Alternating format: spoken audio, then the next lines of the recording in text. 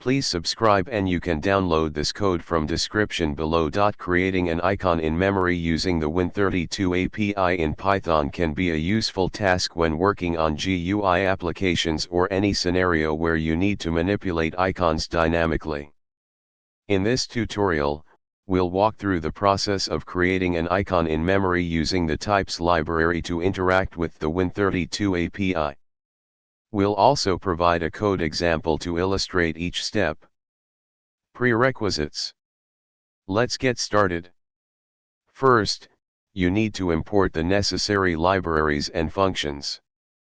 We'll use types to access the win32 API functions. Make sure to have the Python imaging library, PIL, installed, which is used for creating the icon image. You'll need to define some constants and structures used in the win32 API. These include bitmapinfo, iconinfo, and others. You can use any image of your choice. Here, we'll use the PIL library to load an image.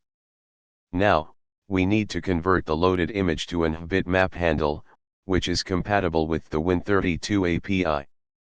Create an iconinfo structure and populate it with the necessary information.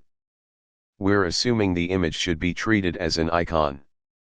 Now, use the createIconIndirect function from the win32 API to create an icon in memory.